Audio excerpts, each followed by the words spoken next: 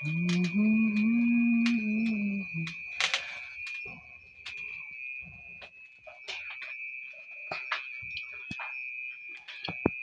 po ko.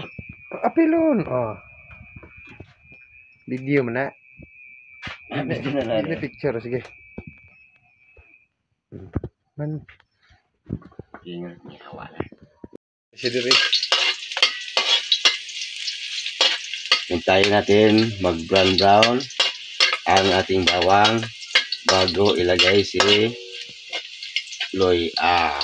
Okay. Pagkatapos sa loya, ang sibuyas natin, sinama natin sa ating karneng palaka. Forest palaka. The original palaka.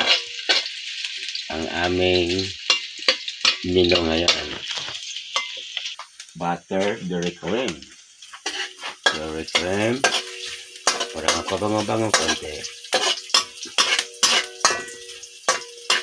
Okay.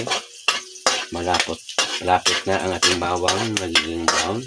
Ating loya. Medyo litulto na konti. Okay.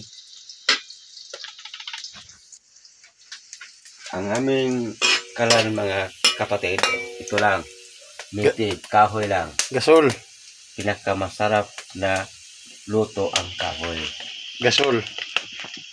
Gasulbong aso. Sa sosyal pa, gasolbo ang aso. Okay, unahan natin muna pag ano ang kanin palaka bago natin i-ano ang sabaw.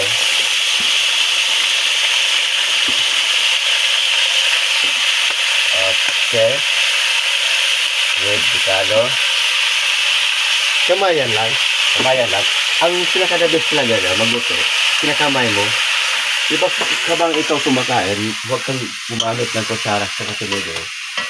Kung kamay ang gamitin mo, masarap ang iyong pagkain. Okay.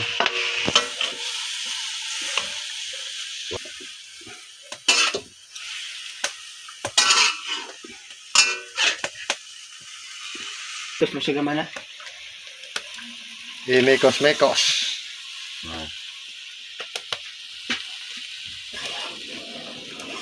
Muna itong chip ko karon ha. Itong gabi lang. Ngayong gabi lang to. Kasi konti lang yung nakuha. Wala kang bukid.